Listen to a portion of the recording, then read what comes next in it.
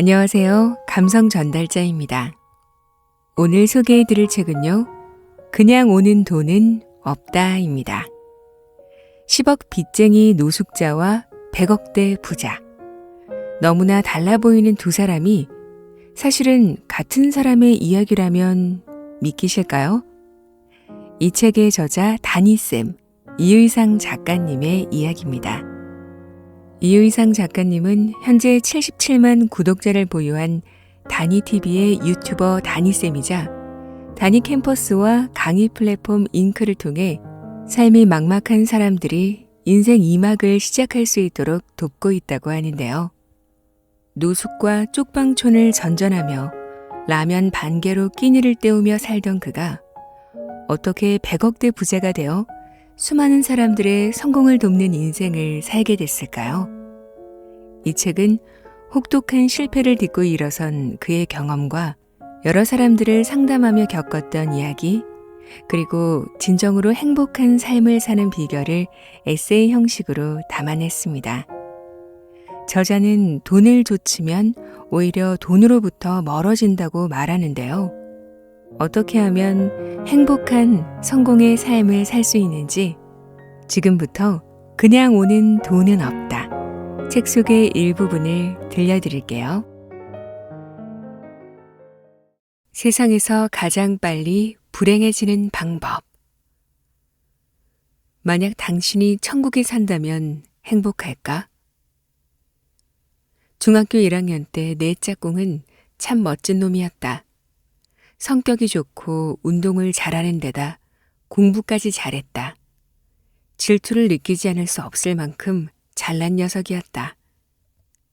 1학년 기말고사를 치르기 전에 딱 10등만 등수가 오른다면 천국 갔겠다라고 생각했다. 기대한 대로 중간고사 때 58명 중 48등을 했던 내가 37등까지 등수가 올랐다. 11등이나 올라서 참 기뻤다. 하지만 내 짝을 보는 순간 기쁨이 순식간에 사라졌다. 성격 좋고 운동 잘하고 공부도 잘하는 녀석이 곁에 있는 한 나는 영원히 행복할 수 없을 것 같았다. 한 달 전 40대 후반 여성을 상담했다. 4년 전에 도봉구에 있는 40평대 아파트로 이사했다고 했다. 저도 그 동네 알아요. 주변 환경도 좋고 살기도 편하겠더라고요. 네, 맞아요. 자연환경도 좋고 쾌적해서 참 좋아요. 전에는 어디 사셨나요? 사당동에서 살았어요. 20평대 아파트에서요. 도봉구로 이사한 이유가 있나요? 아이들이 중학생, 고등학생이 되면서 조금 더 큰 집이 필요했거든요. 도봉구 아파트로 이사하고 나서 4년 동안 많이 올랐죠? 네, 한 3억 원 정도 올랐어요. 좋으시겠어요. 환경이 좋은 동네에 더 큰 집으로 이사하고 집값도 3억 원이나 올랐으니까요. 순간 상담자의 표정이 어두워졌다.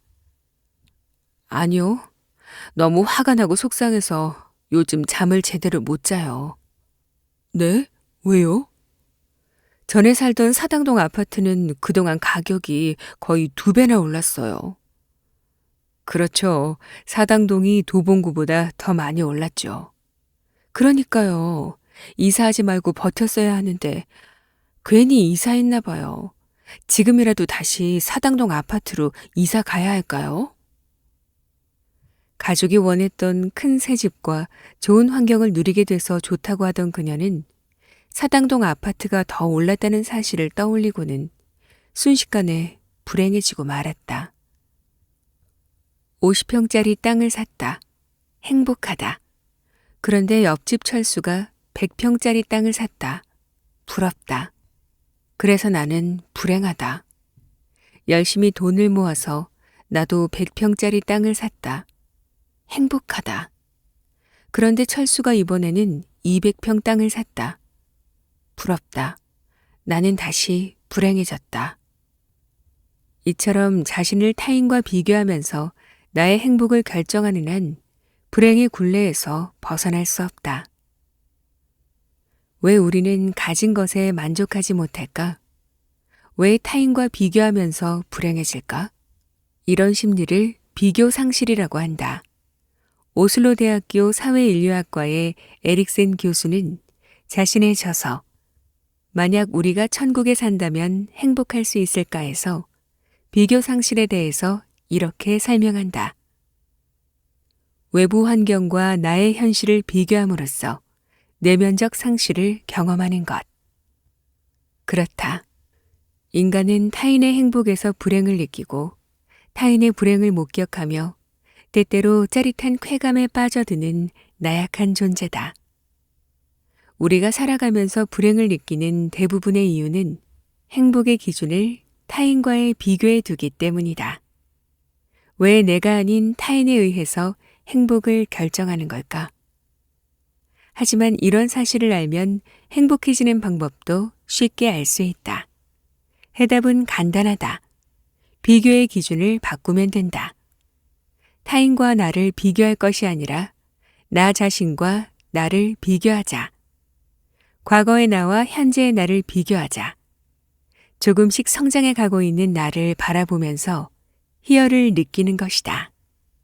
인간은 성장하고픈 본능을 갖고 있다. 우리는 성장을 통해 행복을 느끼도록 태어났다. 성장에는 여러 종류가 있다. 인격의 성장, 지식의 성장, 관계의 성장, 포용의 성장. 무엇이든 내가 성장하고 있다는 사실을 바라보자. 그러면 비록 그 성장이 더디고 미약하더라도 우리는 행복할 수 있다. 나는 내가 이루어가고 있는 작은 성장들을 매일 찾아본다. 어제보다 많이 웃은 나를, 어제보다 많이 경청한 나를, 어제보다 많이 독서한 나를, 어제보다 일찍 일어난 나를, 어제보다 맛있게 저녁을 먹은 나를, 어제보다 엄마와 많은 대화를 한 나를. 당신도 찾아보라.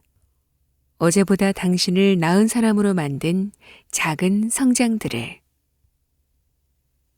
인생을 내가 원하는 대로 사는 간단한 방법. 인생을 어떻게 살아야 할까? 40대 초반. 인생의 바닥을 경험하고 난 뒤부터 이 질문의 답을 찾기 위해 많은 날을 보냈다. 답을 얻기 위해 고전과 인문학 책을 읽기도 했고 미로 속을 헤매듯 방황하기도 했다. 2013년에 우연히 펼친 책 한 권에서 드디어 답을 찾았다. 책의 제목은 에픽테토스의 자유와 행복에 이르는 삶의 기술이다. 이 책이 알려주는 삶의 기술을 내 삶에 하나씩 가져왔다. 그 이후로 내 삶은 크게 바뀌어 갔다. 행복해졌다. 자유로워졌다. 풍요로워졌다. 책에 이런 내용이 있다. 세상사 가운데는 내 권한에 속하는 것이 있고 속하지 않는 것이 있다. 내 권한에 속하는 것은 사고, 노력, 바람, 혐오 등 우리가 하는 행위다. 내 권한에 속하지 않는 것은 육식, 재산, 명예, 통치 등 우리가 하는 행위가 아닌 것들이다. 내 권한에 속하는 것은 그 본질상 아무런 방해나 제약 없이 내 마음대로 할 수 있지만 내 권한에 속하지 않은 것은 타인의 소관이어서 허황되고 예속적이고 제약이 따른다. 이 문장들에 인생을 어떻게 살아야 할까에 대한 답이 있다. 답은 명확했다. 에픽테토스는 이런 가르침을 주었다. 첫째, 내가 어떻게 할 수 있는 것과 없는 것을 구분하라. 둘째, 내가 어떻게 할 수 없는 것은 무시하라. 셋째, 내가 어떻게 할 수 있는 것에 집중하라. 이렇게 살아간다면 내가 원하는 것들을 얻을 수 있다. 내 삶을 능동적으로 살 수 있다. 내 삶의 주인으로 살아갈 수 있다. 자유와 행복을 만끽하며 살 수 있다.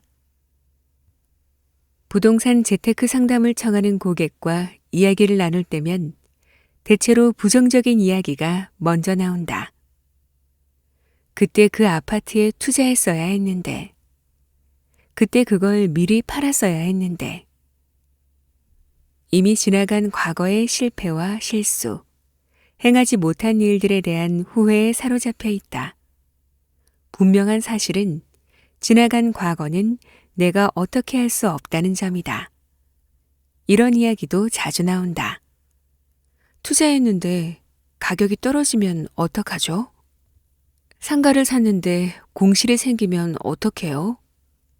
재개발 물건에 투자했는데 진행이 안 되면 낭패잖아요.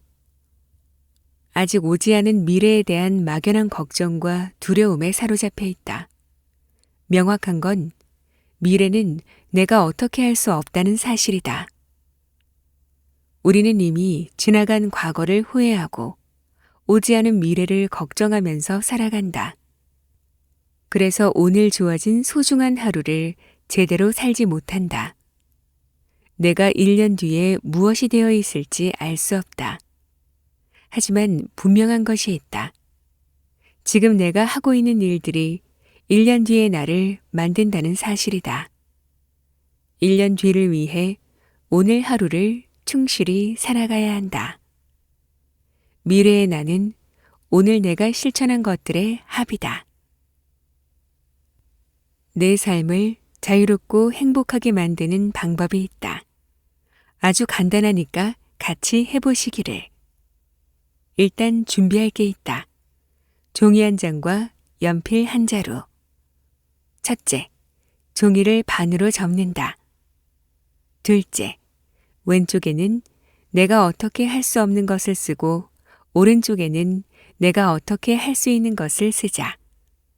셋째, 왼쪽 것은 무시하고 오른쪽에 집중하며 살자. 이게 전부다. 과거와 미래는 나에게 속해 있지 않다. 내 통제권 밖에 있는 것들이어서 내가 어떻게 할 수도 없다. 내가 할 수 있는 것은 오로지 현재뿐이다. 나에게 주어진 오늘 하루는 선물이다. 내 삶에 기적을 가져오는 간단한 공식. 막노동을 하며 기적을 꿈꾸다. 기적의 사전적 의미는 상식적으로 생각할 수 없는 기이한 일이다. 마흔 즈음 영등포에 있는 허름한 고시원에 살았다. 그해 겨울은 유난히 추웠다. 새벽 4시. 지친 몸을 이끌고 영등포의 인력시장으로 나갔다. 차가운 유리에 맨살을 베이는 듯 바람이 차고 매서웠다. 인력 사무실에 도착해서 믹스커피를 한 잔 마셨다. 사무실 구석에 앉아서 20분 정도 기다렸을 때 소장이 소리쳤다. 홍제동 아파트 인테리어 보조 7만 원. 갈 사람 있어요? 제가 갈게요. 서대문구 홍제동에 있는 아파트에 도착했다. 문을 열고 들어가니 큰 현관 입구가 보였다. 현관 입구 공간만 해도 내가 사는 고시원보다 10배는 커 보였다. 거실은 축구장만 했다. 여기 사는 사람은 참 행복하겠다는 생각이 들었다. 죽기 전에 이런 데서 살 수 있는 기적이 일어날까? 그로부터 15년이 지난 지금 나는 그 집보다 더 큰 집에 살고 있다. 내 삶에 기적을 만드는 공식을 발견하다. 사채빚을 갚기 위해 수많은 시도를 했다. 그 과정에서 실수와 실패를 수없이 경험했다. 신림동의 공인중개사 사무실에서 중개보조원으로 일할 때였다. 월급 없이 계약 건당 수수료만 받았다.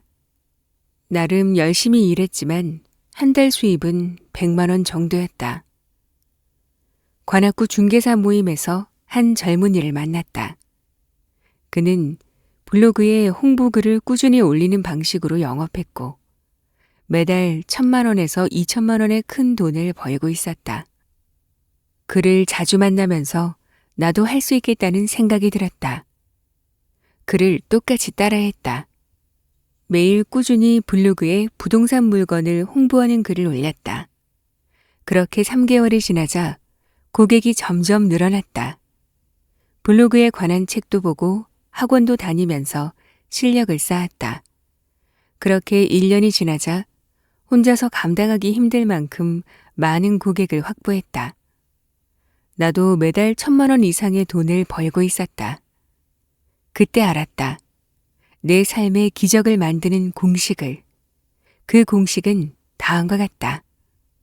기적은 흔들리지 않는 나에 대한 믿음 더하기 매일 1%씩만 더하는 끊임없는 노력. 이 공식을 통해 내 삶의 크고 작은 기적을 만들었고 지금도 진행 중이다. 조금 더 부연 설명을 하겠다. 첫째, 흔들리지 않는 나에 대한 믿음. 어머니는 한 달에 한 번 꼭 절에 가신다. 절에서 합장하고 탑도리를 하신다. 다리가 불편하신데도 기력이 없으신데도 한참 동안 탑도리를 하신다. 엄마, 힘들지 않으세요? 아니, 하나도 안 힘들어. 오히려 힘이 생겨나. 평소에는 10분도 걷기 힘들어 하시면서 탑도리를 할 때는 30분을 걸어도 힘들지 않으시단다. 어머니는 탑도리를 하면서 기도한다. 어머니 뒤를 따라 돌면서 어떤 기도를 하는지 들어보았다. 우리 아들 꼭 부자 되게 해주세요. 우리 아들 꼭 건강하게 해주세요. 엄마는 탑도리를 하면서 기도하면 꼭 이루어질 거라는 믿음을 갖고 계신다. 당신도 탑도리를 해보라. 흔들리지 않는 나에 대한 믿음을 갖고 탑을 돌자. 자식에 대한 간절한 사랑을 담아 염원하는 우리의 어머니들처럼. 둘째, 매일 1%씩만 더하는 끊임없는 노력. 멋진 근육질의 몸매를 만드는 방법은 비교적 단순하다. 2020년에 내 몸이 변화해가는 과정을 유튜브를 통해 보여준 적이 있다. 우람하고 멋진 근육질 몸을 만들려면 어떻게 해야 할까? 매일 꾸준히 어제 들었던 바벨의 무게에 1%씩만 더하면 된다. 똑같은 무게를 드는 것으로는 근육을 키우는데 한계가 있다. 무게도 반복 횟수도 조금씩 늘려가야 한다. 그렇게 매일 조금씩 무게와 횟수를 늘리면 내 몸에 변화가 생긴다.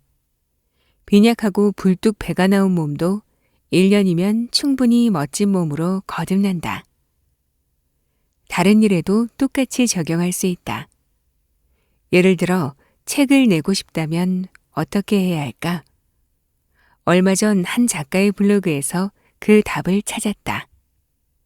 매일 저녁 8시부터 10시는 무조건 독서하고 글을 쓰는 시간이다. 나도 쓸만한 글감을 찾고 편집하고 독자들에게 전하고자 하는 메시지를 고려하며 글을 썼다. 아무리 글쓰기 습관이 들었다 해도 매일 꾸준히 글감을 찾아 쓴다는 건 결코 쉽지 않은 일이다. 솔직히 압박감도 들었다. 글은 머리로 쓰는 게 아니라 엉덩이로 쓴다라는 말처럼 글 한 편을 다 쓸 때까지는 의자에서 일어나지 않았다. 매일 딱 한 걸음씩만 더. 매해 연초가 되면 무언가 결심을 하게 된다. 하지만 대부분 작심삼일로 끝나고 만다. 왜 그럴까? 나에 대한 확신이 없기 때문이다. 내가 정말 이 일을 해낼 수 있을까? 너무 무모한 계획을 세웠나? 몇 달째 노력 중인데도 별 변화가 없네. 이런 생각은 나에 대한 믿음이 부족하기 때문에 생긴다. 나는 작은 우주다. 세상에서 하나밖에 없는 유일한 존재다. 스스로의 힘을 믿고 매일 딱 한 걸음씩만 더 걸어가자. 기적의 공식을 가슴에 새기고서. 그러면 어느 순간 내 삶에 기적이 찾아온다. 턱걸이 꼴찌 인생은 어떻게 100억대 부자가 되었나? 78명 중에 61등, 63명 중에 52등, 61명 중에 50등. 학창시절의 내 등수다. 나는 루저였다. 학창시절에 끝날 줄 알았던 내 루저 인생은 참으로 길게 이어졌다. 40대 중반까지도 나는 루저의 삶을 살았다. 초등학교, 중학교, 고등학교 시절 성적은 항상 하위권이었다. 차라리 공부를 안 했다면 그러려니 할 텐데 나름 열심히 했다. 그런데도 결과는 항상 하위권이었다. 왜 나는 열심히 공부하는데도 항상 하위권에서 못 벗어날까? 내내 이런 생각을 했다. 부모님은 내가 대학에 갈 거라는 기대를 거의 하지 않았다. 내가 대학에 진학할 당시에는 아무리 눈높이를 낮추어도 대학에 못 가는 학생이 제법 많았기 때문이다. 대학교 전체의 정원보다 학생 수가 훨씬 많은 시절이었다. 그런데 기적이 일어났다. 1986년 대입시험에서 1지망은 떨어졌지만 2지망으로 지원한 전기공학과 야간에 합격했다. 나중에야 간신히 턱걸이로 붙었다는 걸 알았다. 정말 억세게 운 좋게 대학에 들어갔다. 야간이지만 열심히 공부해서 상위권에 진입하겠노라고 굳게 마음을 먹었다. 강의 시간에 제일 앞자리에 앉았다. 열심히 듣고 필기했다. 드디어 중간고사. 모든 과목이 C학점 아니면 D학점이었다. 나는 해도 안 되는 루저라는 걸 다시 한번 확인했다. 대학 4학년 1학기였다. 내 학점으로 대기업 입사는 불가능했다. 그래서 학점을 보지 않고 공채 시험으로 들어갈 수 있는 직장을 알아보았다. 부모님은 내가 한국전력에 들어가기를 원하셨다. 4학년에 올라가면서 학과 공부는 포기했다. 새벽 5시에 도서관에 가서 문을 닫는 11시까지 필사적으로 공부했다. 그렇게 꼬박 1년을 매달렸다. 한국전력 공채 시험을 치렀다. 어느 누구도 내가 합격할 것이라고는 기대하지 않았다. 당연히 나 역시 기대하지 않았다. 그런데 합격이었다. 다들 기적이라고 했다. 입사 후에 알았다. 내가 꼴찌로 턱걸이를 했다는 사실을. 당시 우리나라의 산업이 빠르게 발전하면서 한국전력은 역대 가장 많은 수의 신입사원을 뽑았다. 그 혜택을 톡톡히 본 것이다. 입사 후 6개월 넘게 신입사원 교육을 받았다. 발전소에 배치되기 전에 실무 교육을 받는 것이었다. 주중에는 교육을 받고 매주 토요일에 평가 시험을 치렀다. 비록 꼴찌로 입사했지만 열심히 해서 중간 이상이 되고 싶었다. 예습과 복습을 철저히 했다. 같은 방을 쓴 룸메이트는 공부를 거의 안 했다. 토요일 아침에 일어나 노트에 필기한 것을 대충 훑어보고 시험을 봤다.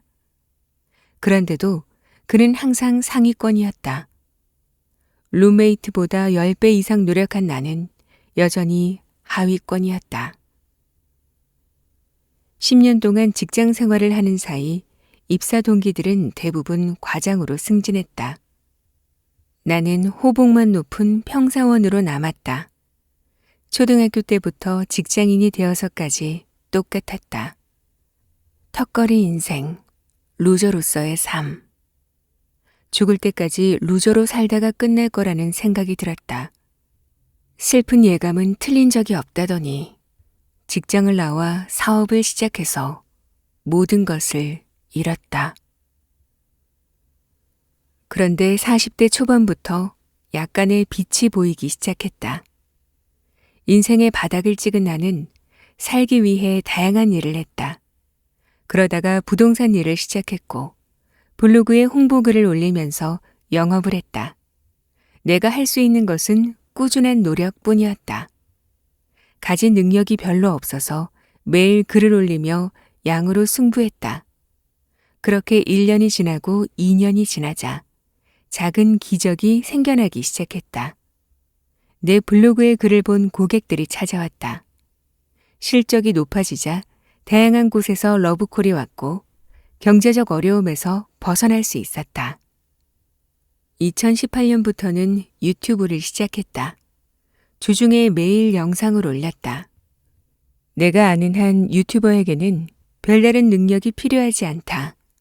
매일 꾸준하게 영상을 올리는 것이 중요하다. 현재 내 유튜브 구독자는 60만 명이 넘는다. 유튜브는 내게 수많은 선물을 안겨주었다. 매일 독서를 했다. 읽기의 완성은 쓰기다. 매일 글을 읽고 매일 글을 썼다. 그 글을 모아서 책을 내고 작가가 되었다. 책은 최고의 퍼스널 브랜딩 도구다. 책을 펴내고 난 뒤에 여러 곳에서 나를 찾았다. 40대 초반까지 루저로 살았던 나에게 어떻게 이런 변화가 찾아온 것일까? 이전과 달라진 것은 없었다. 딱 한 가지. 나의 유일한 무기인 꾸준함이 빛을 발한 것이다. 매일 읽고, 매일 블로그에 글을 올리고, 매일 유튜브에 영상을 올리고, 매일 배움을 위해 노력했다. 남들보다 느렸지만 포기하지 않았다. 그릿이라는 세계적인 베스트셀러가 있다.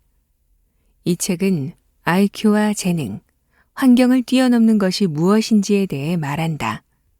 그게 뭘까? 바로 열정적 끈기의 힘이다. 나는 IQ가 낮고 재능도 없으며 환경도 보잘것없다. 이런 나를 여기까지 끌고 온 것은 끈기였다. 가진 능력과 재능과 환경이 없었기에 끈기만이라도 있어야 했다. 그래야만 최소한의 삶을 살 수 있었다. 지금도 나는 끈기 하나만 믿고 묵묵히 나아가고 있다. 신은 나에게 왜 이처럼 큰 시련을 주는가? 나는 어렸을 적부터 40대까지 이런 원망을 하면서 살았다. 신이 미웠다. 아니, 신을 믿지 않았다. 그런데 40대 중반에 알게 되었다. 신이 나에게 왜 그런 시련을 주었는지를.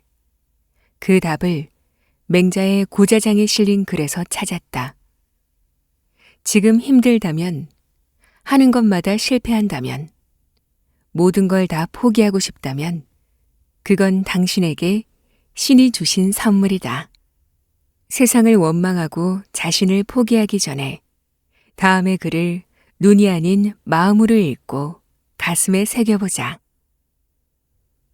하늘이 장차 그 사람에게 큰 일을 맡기려고 하면 반드시 먼저 그 마음과 뜻을 괴롭게 하고 근육과 뼈를 깎는 고통을 주고 몸을 굶주리게 하고 생활을 빈곤에 빠뜨리고 하는 일마다 어지럽게 한다. 그 이유는 마음을 흔들어 참을성을 기르게 하기 위함이며 지금까지 할 수 없었던 일을 할 수 있게 하기 위함이다. 평범했던 나, 지하철 출퇴근길에 기적을 만들다. 이른 아침 지하철에서 본 낯선 장면. 새벽 5시 집을 나선다. 자동차로 회사까지는 35분 정도 걸린다. 차 안에서 다양한 인문 강연을 듣는다. 퇴근 시각은 8시 30분. 집까지 40분 거리다. 퇴근 시간에도 유튜브로 세상의 다양한 지혜를 듣는다. 5년 전까지만 해도 차는 주말에만 이용하고 지하철을 타고 다녔다. 2010년까지 출퇴근할 때 나에게 지하철을 탄다는 것은 3가지 의미가 있었다. 첫째, 잠을 잔다. 둘째, 게임을 한다. 셋째, 인터넷 서핑을 한다. 출퇴근 시간, 지하철에서 무의미한 시간을 보냈다. 2010년 12월이었다. 내 삶에 큰 변화가 찾아왔다.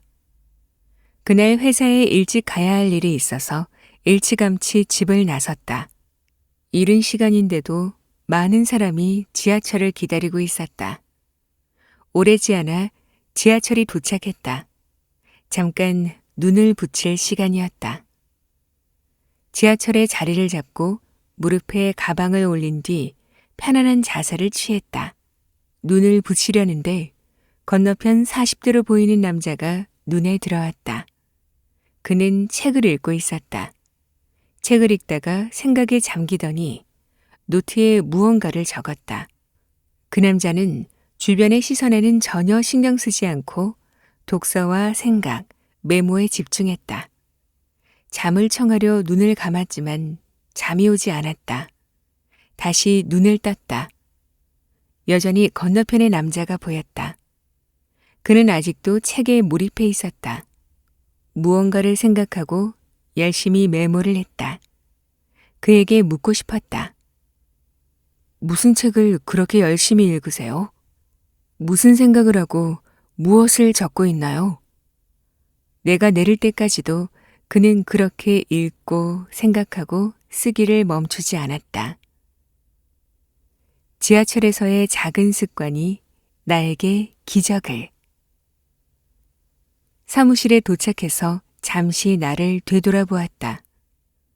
한 걸음도 앞으로 나아가지 못하고 제자리를 맴돌고 있는 나를 발견했다. 시계추처럼 똑같은 일상을 반복하며 늘 그 자리에 멈추어 있는 나를. 지하철에서 열심히 무언가를 읽고 생각하고 쓰던 그 남자와 나를 비교하자 몹시 부끄러웠다. 나도 그 남자처럼 출퇴근 시간에 책을 읽고 사색을 하면 어떨까? 그날 이후 그 남자를 똑같이 따라했다. 지하철을 탄다는 의미가 완전히 바뀌었다. 첫째, 책을 읽는다. 둘째, 명상, 사색을 한다. 셋째, 글쓰기를 한다. 그리고 가방에 꼭 챙기고 다니는 필수품이 생겼다. 책과 노트, 볼펜. 지하철을 타면 꼭 책을 읽었다. 읽다가 사색에 잠겼다. 사색을 통해 느낀 것을 글로 옮겼다. 3년을 그렇게 했다. 그 기간이 모여서 파워 블로거가 되었다. 블로그에 글을 모아서 책으로 냈다. 블로그와 책을 본 많은 곳에서 연락이 왔다.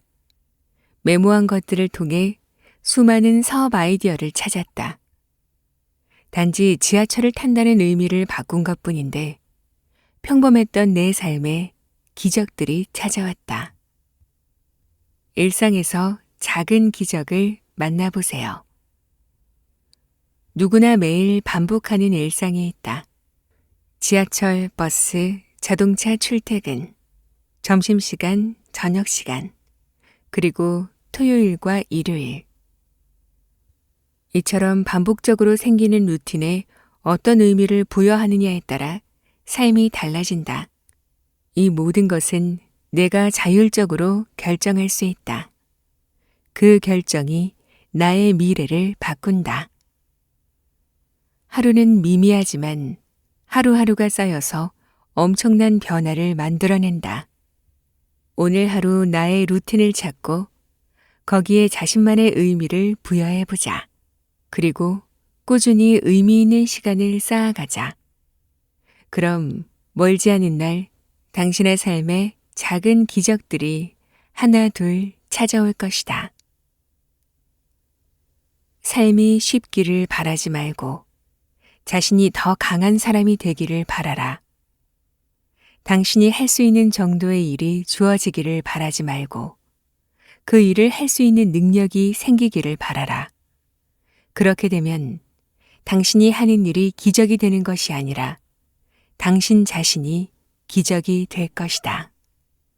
필립 브룩스. 시련을 대하는 자세. 한 달 전 50대 후반의 부부가 방문했다. 두 분 모두 사회적으로 성공한 분들이었다. 남편은 대학교 교수, 아내는 한의사였다. 그런데 평범한 교수와 한의사가 아니었다. 자폐증을 전문으로 치료하는 교수이고 한의사였다. 그 분야에서 인정받고 있는 최고의 전문가였다. 두 분 정말 대단하세요. 자폐증은 다루기 쉽지 않다고 하던데 어떻게 부부가 같은 일을 하게 되셨어요?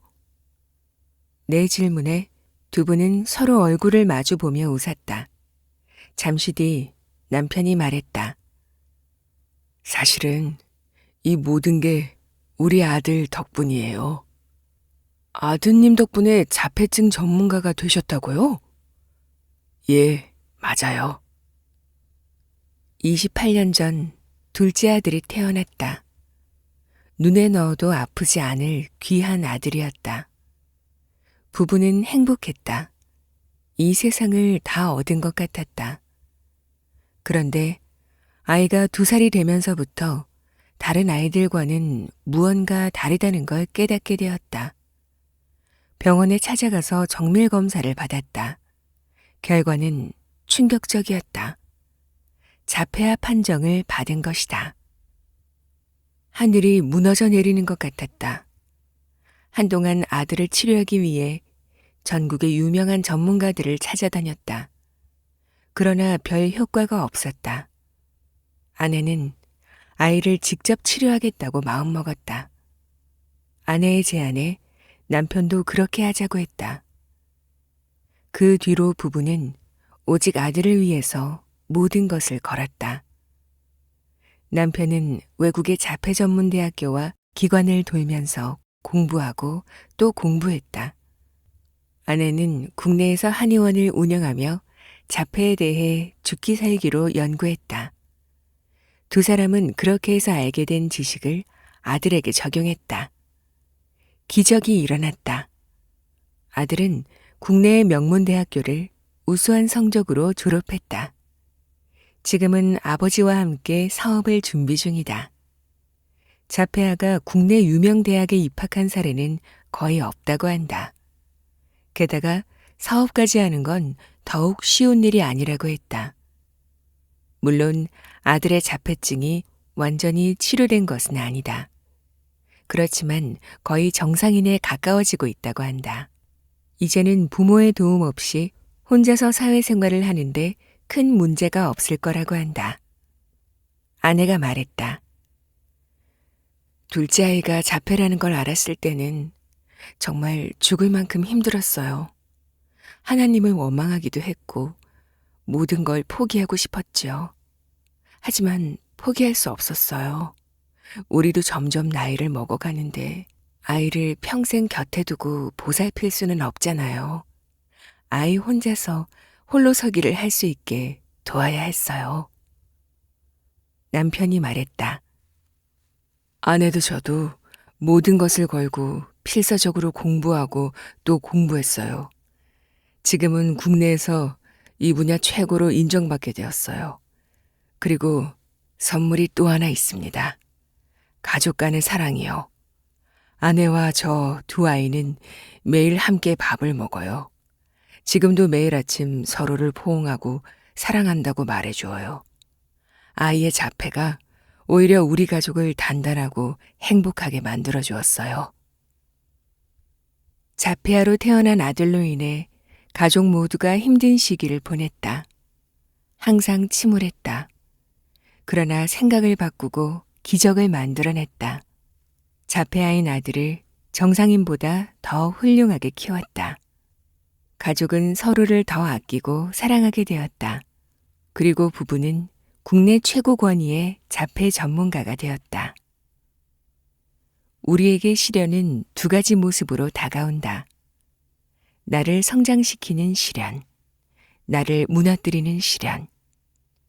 선택은 온전히 나의 몫이다. 시련을 극복하는 선택은 나를 성장시킨다.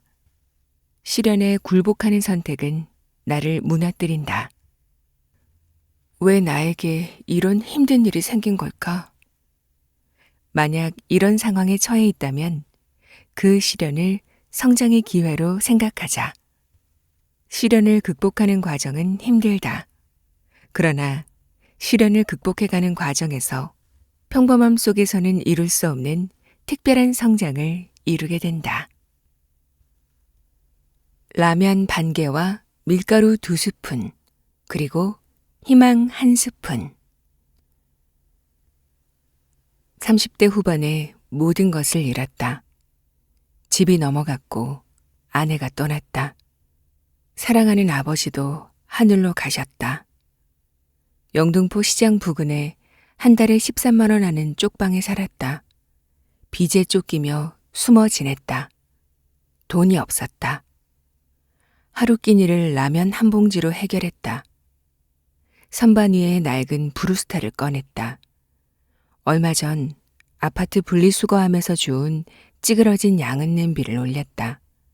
물을 가득 부었다. 라면을 꺼내 절반으로 쪼갰다. 나머지 반 개는 저녁에 먹어야 했다. 라면 반 개로는 허기진 배를 채우기에 부족했다. 라면이 끓기 시작하면 밀가루를 2스푼 정도 풀었다.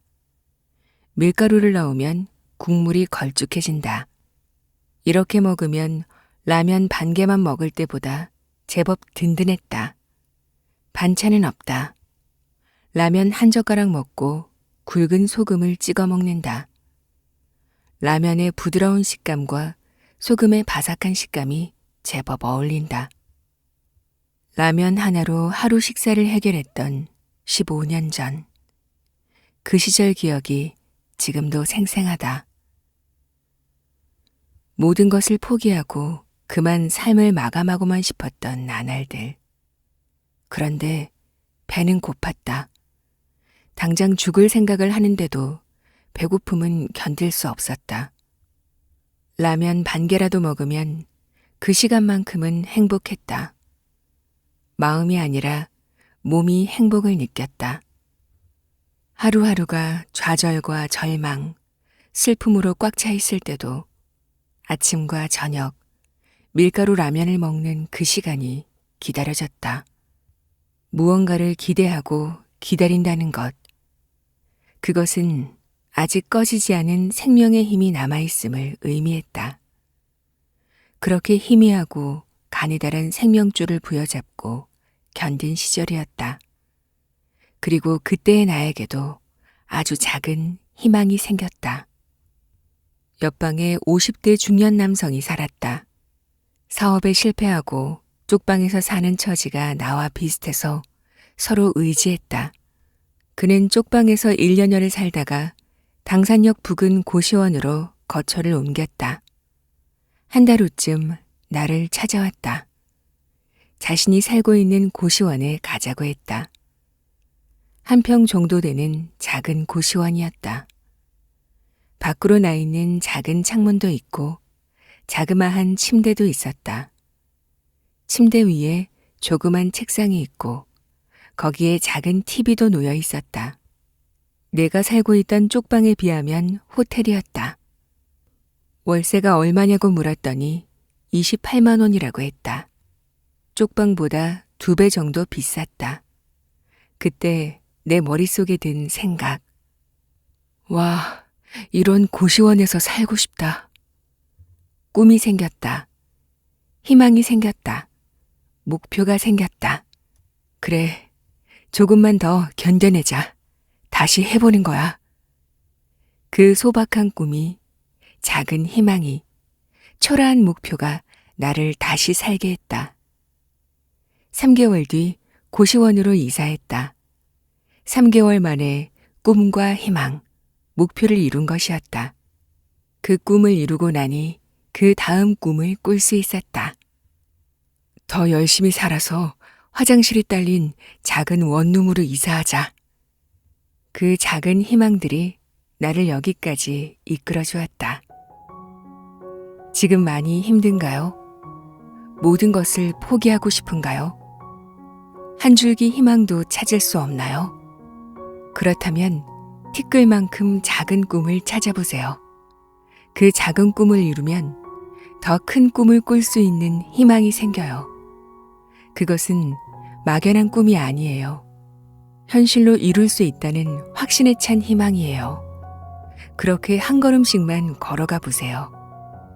포기하지 마세요. 자신을 믿으세요.